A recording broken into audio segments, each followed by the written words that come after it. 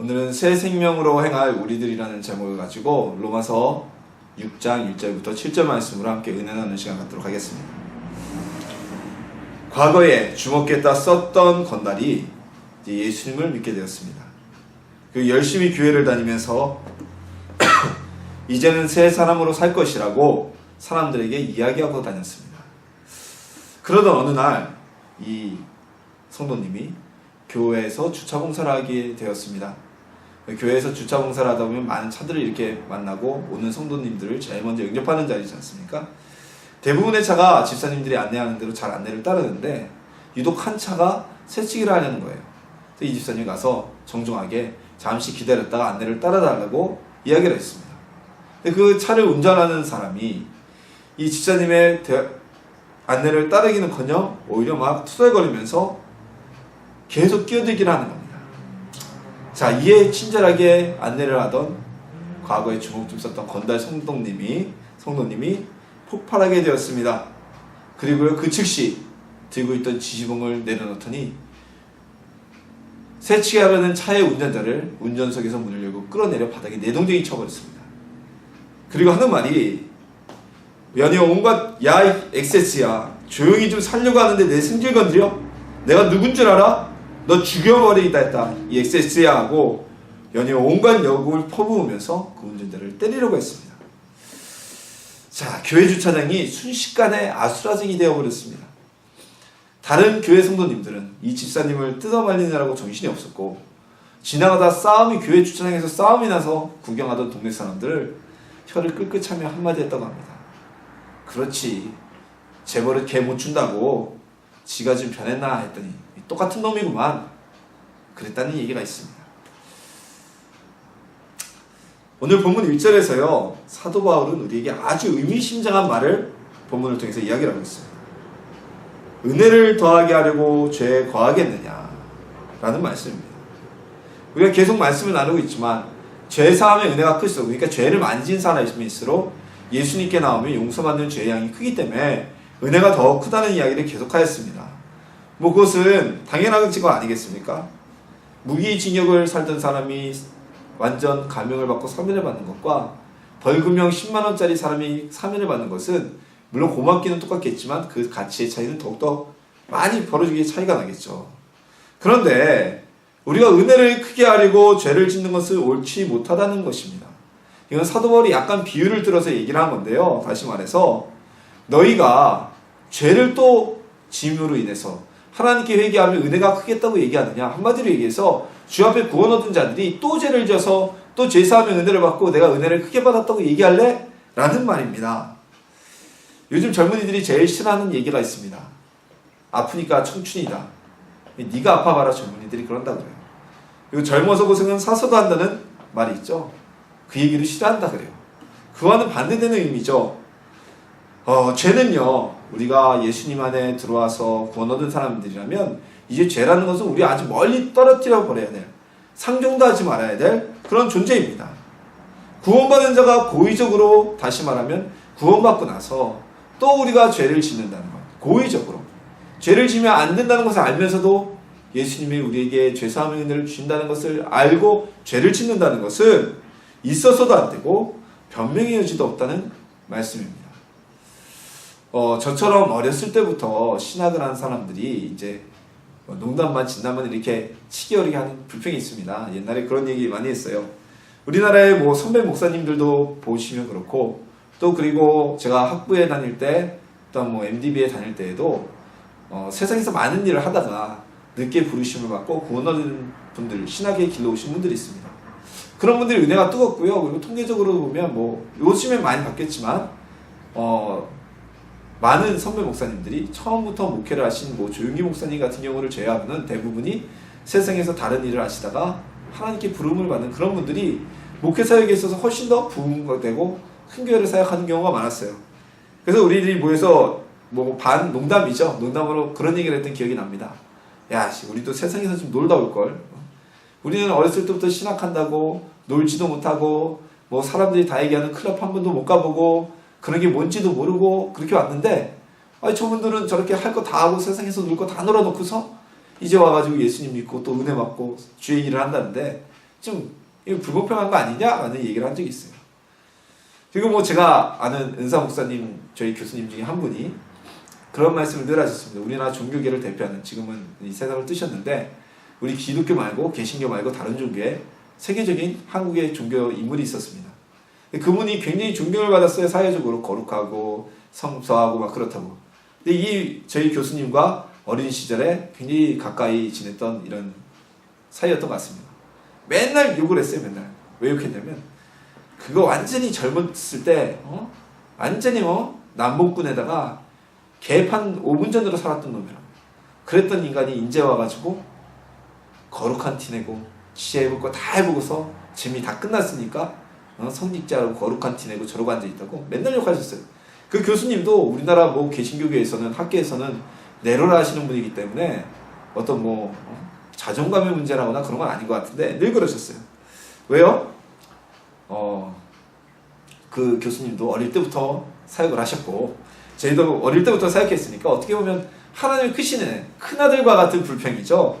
예수님의 비유에 있어서 큰아들, 세상에서 한번 놀지도 못하고 아버지를 위해서 평생을 봉사했는데 친구들이 왔는데 양 한 마리 잡아준 적 없으면서 세상에 가서 돈 다 탕진하고 재산 다 탕진하고 그 동생놈이 들어오니까 아버지가 송아지를 잡고 잔치를 베풀었다고 투덜거린 큰아들과 같은 그런 불평이었던 겁니다. 자, 사도 바울은 얘기합니다. 죄에서 죽은 우리가 거기에서 살겠느냐. 우리는 이제 죄의 사슬에서 떠나간 사람이라는 겁니다. 죄와는 관계없는 사람이라는 겁니다. 자, 우리 이 죄에서 벗어난 사람들이에요. 이 구렁텅이에서 나온 사람들이 죄로 다시 돌아가는 것, 다시 죄를 짓는 것은 다시 구렁텅이로 돌아가는 것과 똑같은 일이라는 겁니다. 최근에 북한에서 탈북한 세터민들 중에 일부가 다시 재입국을 해서 북한에서 남한 사회를 비난하는 기자회견을 하는 일이 있었습니다. 그 세터민 분들이 우리나라에까지 올 때에는요, 정말 어마어마한 고생을 하고 온다고 합니다. 뭐 예전에는 중국까지 오는 것도 고생인데, 그래도 예전에는 중국에 와서 어떻게 대서관을 뚫고 들어오면 망명을 할 수가 있었잖아요. 근데 이제는 중국 당국에서 그걸 루트를 다 막았다 그래요. 하도 문제가 되니까 중국과 북한은 맹방이고 중국에서 세터민들을 잡아다가 북한에 넘겨주는 그런 사이니까, 그러니까 이제는 세터민들이 어떻게 오냐면요, 중국 대륙을 가로질러서 어디로요? 뭐 캄보디아나 미얀마나 이쪽을 통해서 태국을 통해서 어마어마한 거리를 걸어서 제3국을 통해 한국으로 들어온다고 합니다. 그 기간이요, 길게는 뭐 4년 5년도 걸리고 그 중에서 붙잡혀가는 사람도 있고 자 죽는 사람도 있고 그런 가정고생을 해서 우리나라에 온다고 그래요. 자, 살기 위해서 왔어요. 정치적 이념 뭐 그런 걸 떠나서 어쨌든 먹고 살 수 없어서라도 왔습니다. 한국에 오면 우리나라 정부에서 적지 않은 지원을 해줍니다. 일단 세터민들에게는 뭐 최근에는 그 법이 바뀐다는, 지원법이 바뀐다는 얘기를 제가 들었는데요. 제가 알던 때까지는 영구임대 아파트를 우선순위로 제공해 줍니다. 그 영구임대 아파트 아시겠지만 우리나라 사람들도 못 들어가서 줄 서 있는 곳이 영구임대 아파트입니다. 그렇죠? 굉장히 저렴한 가격에 살 수 있는 곳을 제공해 주고요. 그리고 일부 정착할 수 있는 지원금을 이렇게 준다고 알고 있어요. 그런데 다 버리고 북한에 가가지고 다시 되돌아가서 이 남한 정부와 남한 사회를 비난하라는 이야기를 합니다. 전혀 뭐 이해가지 않죠. 탈북자들 사이에서도 정말 이해할 수 없는 일이라고 얘기를 합니다. 이처럼 우리가 죄에서 해방된 우리가 예수님의 은혜로 사망과 죽음의 법, 죄의 법에서 해방된 우리가 또다시 죄 가운데 돌아간다는 것은 마치 세터민들이 다시 북으로 돌아가는 것처럼, 남한에 있는 모든 재산 버리고 다시 돌아가는 것처럼 우리도 똑같은 이해할 수 없는 행동을 하는 것이라는 겁니다. 이제는 우리는 죄와는 관계없는 사람들입니다. 어떤 이유와 어떤 일도 우리를 다시 죄악 가운데로 이끌 수가 없습니다. 우리 하나님으로부터 예수 그리스도의 보혈로 은혜, 죄로부터 구원받은 우리, 십자가에서 예수님과 함께 죄에서 죽은 우리들, 다시는 죄를 돌아보지 않는 저와 여러분이 되기를 주님의 이름으로 소망합니다. 자, 우리는 예수 그리스도의 십자가의 죽음으로 죄사함을 얻었다고 하였습니다. 근데 오늘 본문은 이 죽음을 예수 그리스도와 연합하여 우리가 세례를 받았으므로 십자가에 달렸다라고 이렇게 해석을 합니다. 세례를 상징의 의미로 설명하고 있는 겁니다. 초대교회 시대에, 초대교회 오늘 성경시대, 사도행전과 이 성경시대에는 예수님을 믿는 성도가 되는 조건은 주님을 믿고 세례를, 침례를 받은 자였습니다. 오늘날과는 조금 틀리죠. 오늘날에는 우리가 어떻게 합니까? 새신자가 구원을 받으면 뭐 새신자 교육 같은 걸 하는 교회도 있고 새신자 교육을 하지 않는 교회도 있고 일단 평신도로서 이렇게 지내다가 교단에 따라서 학습 세례를 받고 또 어느 교단은 그 이후에 바로 침례나 약식 세례를 통해서 세례교인으로 임명을 합니다. 근데 이 초대교회 시대에는요, 학습이나 이런 과정이 없었어요. 그리스도를 주로 시인하면 바로 그 자리에서 세례를 받았고, 세례를 받은 사람은 모두 다 하나님의 성도였고, 세례받지 않은 자들은 성도가 되지 못했습니다. 우리가 세례를 받을 때 부여하는 의미가 있습니다. 물속에, 저는 기아성 오순절 순복음교단 출신이기 때문에 우리 교회는 침례를 하는데요. 침례를 할 때 물속에 우리가 푹 잠깁니다. 그리고 다시 일어납니다.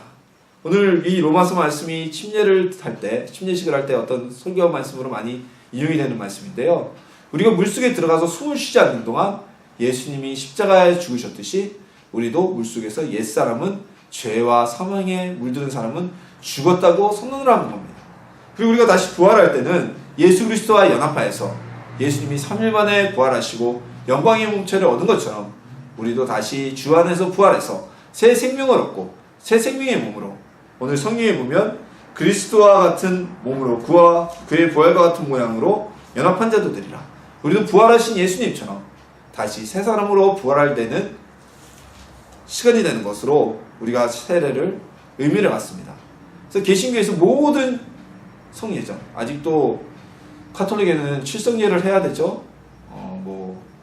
유아 세례, 종부 세례, 혼인 성례 막 이래서 7가지 성례가 있는데 우리 개신교는 오로지 성찬과 침례, 성찬과 세례 이 2가지만을 성예전으로 인정을 합니다. 이 2가지만이 우리 교회 내 공식적인 예전이에요. 오늘날에는 우리가 우리나라 같은 경우는 겨울이 있고 그리고 또 수시로 침례를 할 수가 없기 때문에 대부분의 교회들이 1년에 한 번 날을 잡아서 한꺼번에 침례를 합니다만 온전한 그리스도의 성도로 하늘나라에 구원받은 자가 되기 위해선 오늘 본문의 말씀처럼 우리가 세례를 받아야만 합니다. 침례를 받아야만 합니다. 이 침례는 오늘 본문의 말씀처럼 그리스도와 함께 우리가 죽었다가 다시 살아서 새 사람으로 태어난다는 의미가 있고요. 그리고 하늘나라에 호적이 우리가 등기된다고 생각하면 돼요.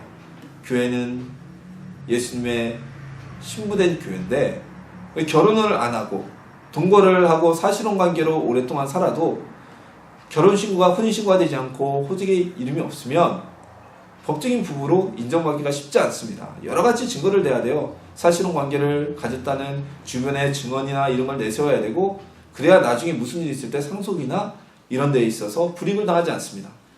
그러나 같이 혼인관계를 맺고 혼인신고를 하면 어때요? 증언이 필요 없어요. 혼인신고서 자체가 둘 사이가 법적인 부부라고 인정을 하기 때문입니다. 우리가 예수 그리스도 안에서 침례를 받고 예수님의 이름으로 세례를 받는 것은 바로 그냥 예수님을 믿으면 혼인신고 안 하고 동거하는 것과 같다면 침례받는 순간에 하늘나라에 예수님과 우리가 정식적으로 관계를 맺었음이 인정되어지는 그런 성례전입니다. 오늘 말씀에서도 로마서 말씀에서도 침례와 예수님의 부활과 십자가에 못 박혀 죽으심을 같은 의미로 연합하는 의미로 해석하고 있습니다. 자, 여기서 연합은 무엇입니까? 너희가 그리스도와 함께 연합하여 십자가에 못 박혀 죽은 자 되고 그리스도와 연합하여 그의 부활하신 것 같이 너희도 부활하신 것처럼 되리라 막 연합하리라 이런 말씀이 나오는데 이게 무슨 말씀이니까요? 연합은 하나 되다는 겁니다. 하나 된다는 겁니다. 즉 예수 그리스도와 우리가 하나가 된다는 것은 예수님의 삶과 그리고 예수님의 뜻을 우리도 같이 하게 된다는 것입니다. 5절에 있는 부활하신 그리스도의 영광의 모습 어떤 모습입니까?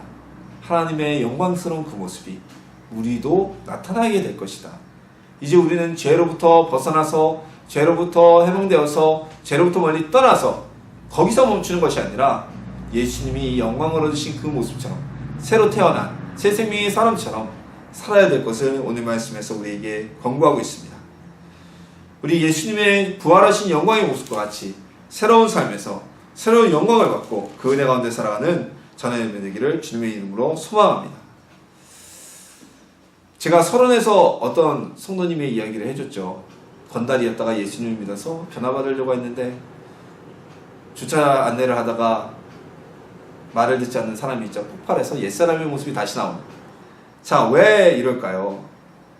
아직까지 새 생명의 삶으로 부활하지 못하고 예수 그리스도의 부활하신 몸체와 같이 우리가 연합되지 못하였기 때문에 그러한 모습이 나타나는 겁니다. 우리가 죄에 속했을 때에는 누구나 다 죄의 모습으로 살아갑니다. 좀 더 쉽게 말씀드리면요, 군인이 되면요, 우리나라는 뭐 직명제가 있으니까 쉽게 설명을 드릴게요. 군인이 되면 그 사람이 재벌가의 아들이었건, 그리고 아니면 정말 못 살았건, 뭐 서울대를 다녔건, 하버드대를 다녔건, 아니면 고등학교도 졸업 못했건 간에 전부 다 군인의 모습으로 살아갑니다. 뭐 물론 안에 들어가서 보직의 차이는 있을 수가 있어요. 부잣집이나 뭐 빽 있는 사람들은 편하고 좋은 보직으로 가고, 빽 없는 사람들은 힘든 보직으로 갈 수 있을지 몰라도 그래도 기본적으로 그들은 군인이라는 것에는 변화가 없습니다. 재벌의 아들들이 사회에 나와서 뭐 누구한테 저기 하겠습니까? 비서들도 많이 있고 다른 사람들도 많이 있겠지만 아무리 지가 재벌의 아들이고 좋은 보직이 있다고 그래도 고참은 고참입니다. 고참 대우를 해야 되고 경례를 해야 되고, 소대장이 아무리 나보다 나이 어려도 대장이니까 경례를 해야 되고, 어쩔 수가 없는 겁니다. 왜요? 군인이니까 군인의 모습으로 살아가게 돼 있는 겁니다. 그걸 어기면 영창 가게 되죠. 영창 가면은 저녁일이 늦어져요. 제대를 늦게 해야 돼요.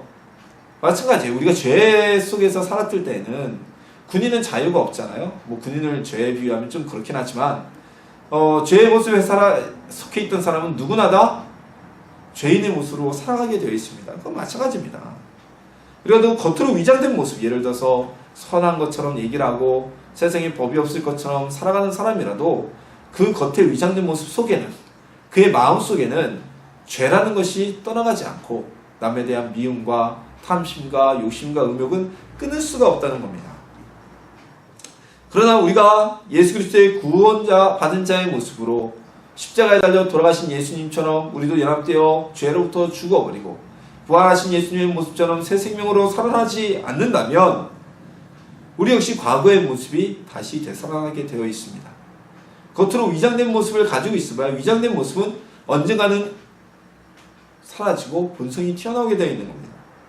그래서 우리는 예수님을 믿고 구원받은 우리는 위장이 아니라 주님의 은혜 안에서 근본적인 우리의 삶의 모습이 변화되고 우리의 삶의 목적이 변화되고 우리의 생각이 변화된다는 것입니다.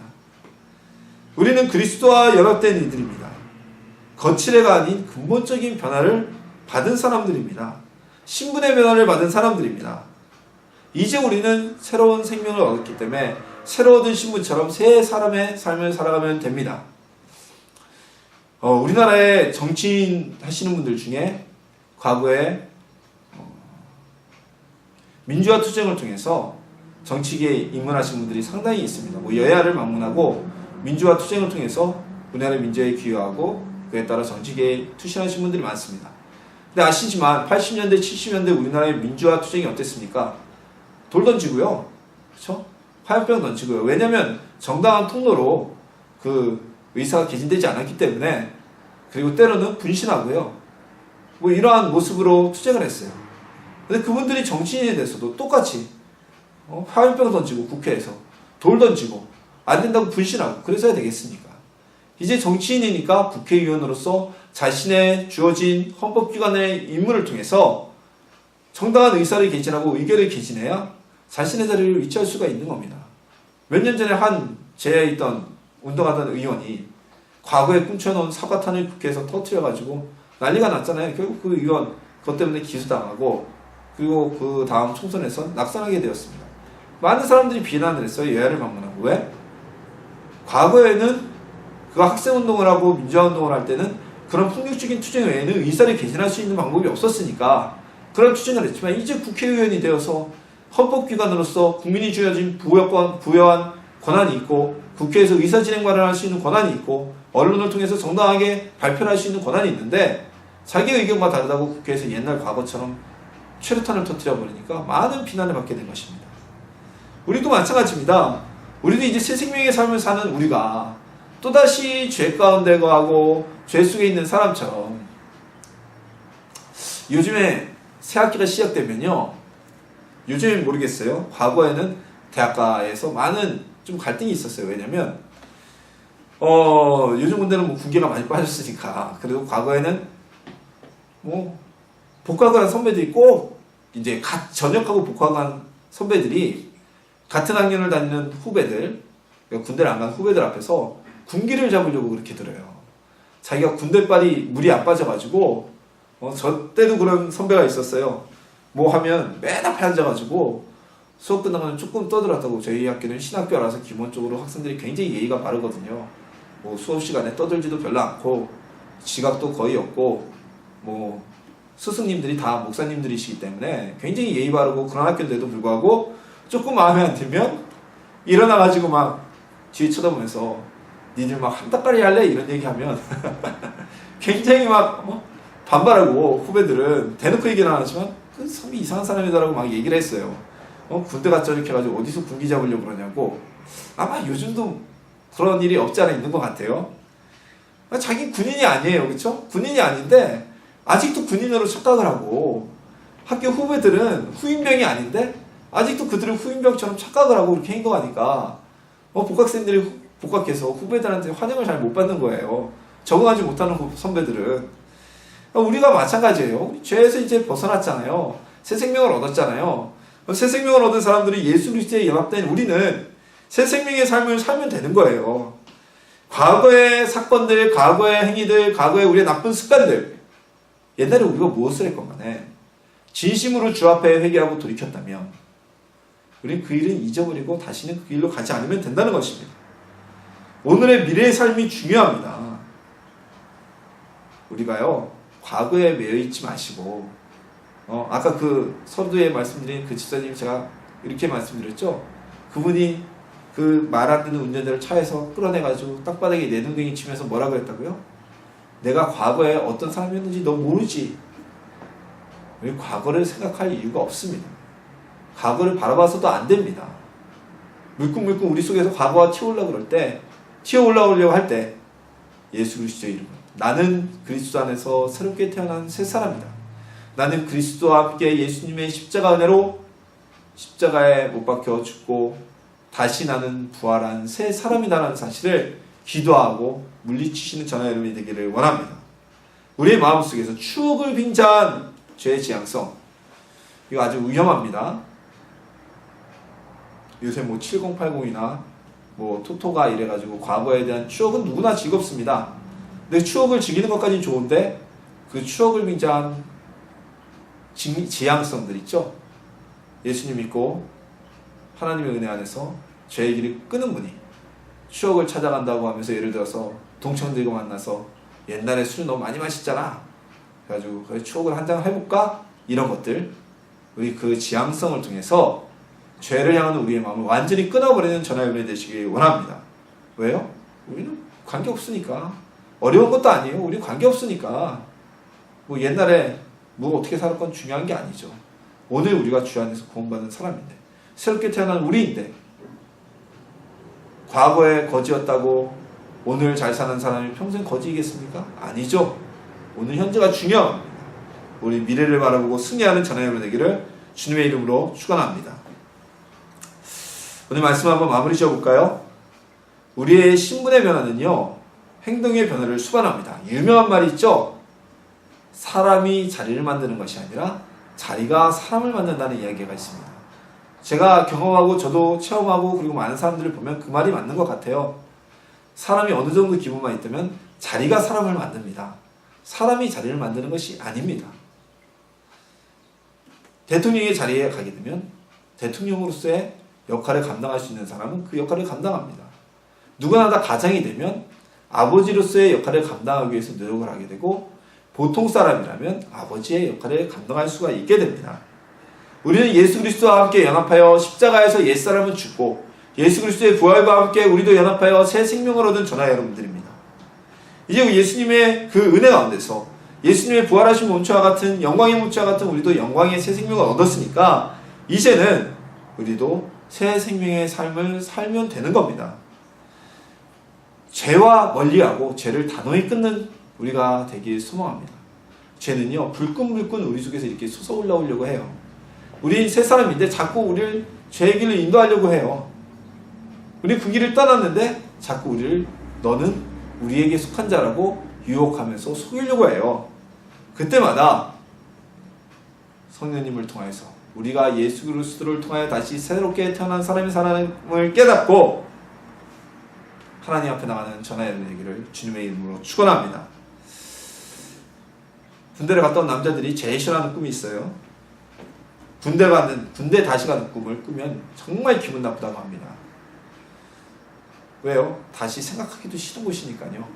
군생활을 편하게 했건 힘들게 했건 상관없이 모두 다 제일 싫어하는 꿈이라 그래요.